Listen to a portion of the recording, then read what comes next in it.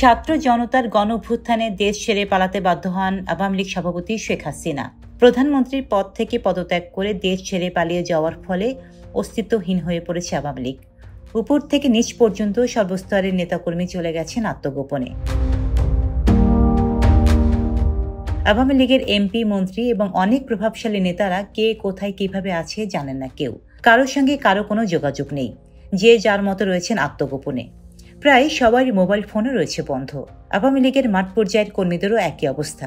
কেউ আর এখন দল নিয়ে ভাবছেন না। গত 5ই আগস্ট ছাত্র জনতার গণঅভ্যুত্থানে প্রধানমন্ত্রীর পদ থেকে পদত্যাগ করে দেশ ছাড়তে বাধ্য হন শেখ হাসিনা। তারপরই বিক্ষুব্ধ জনতা আগুনে পুড়িয়ে দেয় বঙ্গবন্ধু অ্যাভিনিউয়ে আওয়ামী লীগের কেন্দ্রীয় কার্যালয়, ধানমন্ডিতে দলের সভাপতির রাজনৈতিক কার্যালয়, ধানমন্ডি 32 নম্বরে বঙ্গবন্ধুর সেই ঐতিহাসিক বাড়ি এবং ঢাকা জেলা আওয়ামী লীগ কার্যালয় সহ দলটির থানা, ওয়ার্ড, আঞ্চলিক কার্যালয়, যার ফলে এমপি, মন্ত্রী, নেতা এবং মাঠ পর্যায়ের কর্মীরা ভয়ে আতঙ্কে আত্মরক্ষার জন্য চলে যান আত্মগোপনে। অনেক বিশ্লেষকরা মনে করছেন আওয়ামী লীগের 75 বছরের ইতিহাসে এত বড় বিপর্যয় আর কখনোই আসেনি।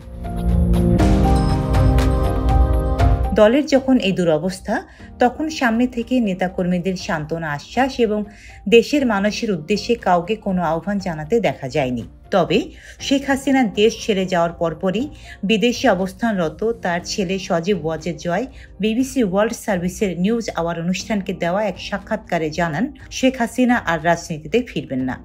জয় বলেন, আমার মনে হয় এখানেই শেষ। আমার পরিবার এবং আমাদের যথেষ্ট হয়েছে। তিনি শেখ হাসিনা এতটাই অসন্তুষ্ট যে দেশের উন্নয়নের জন্য এত কঠোর পরিশ্রম করেছেন, যেটাকে সবাই মিরাকল বলে। এরপরও একটা ছোট্ট অংশ তার বিরুদ্ধে গিয়েছে, এমন বিক্ষোভ করল। আমি মনে করি তিনি আর এসবে নেই। আমার পরিবার ও আমিও নেই, যথেষ্ট হয়েছে।